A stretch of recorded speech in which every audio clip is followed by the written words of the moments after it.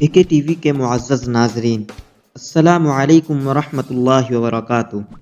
ناظرین اکرام، غیاث الدین بلبن ایک دن شکار کھیل رہے تھے۔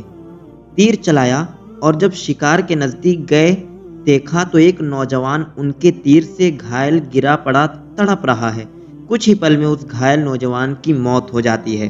پتہ کرنے پر معلوم ہوا کہ وہ پاس کے ہی ایک گاؤں میں رہنے والی بزرگ خاتون کا اکلوتا سہارا تھا اور جنگل سے لکڑیاں چن کر بیچتا اور جو ملتا اسی سے اپنا اور اپنی ماں کا پیٹ بھرتا تھا۔ غیاث الدین اس کی ماں کے پاس گیا، بتایا کہ اس کی تیر سے غلطی سے اس کے بیٹے کی موت ہو گئی۔ ماں روتے روتے بے ہوش ہو گئی۔ پھر غیاث الدین نے خود کو قاضی کے حوالے کیا اور اپنا جرم بتاتے ہوئے اپنے خلاف مقدمہ چلانے کی آزادی دی۔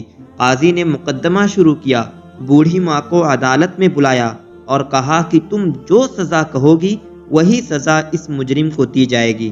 بوڑھی عورت نے کہا کہ ایسا بادشاہ پھر کہاں ملے گا جو اپنی ہی سلطنت میں اپنے ہی خلاف مقدمہ چلائے، اس غلطی کے لیے جو اس نے جان بوجھ کر کی ہی نہیں۔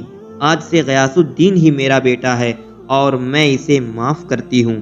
قاضی نے غیاث الدین کو بری کیا اور کہا اگر آپ نے عدالت میں ذرا بھی اپنی بادشاہت دکھائی ہوتی تو میں اس بڑھیا کے حوالے نہ کر کے خود ہی سخت سزا دیتا۔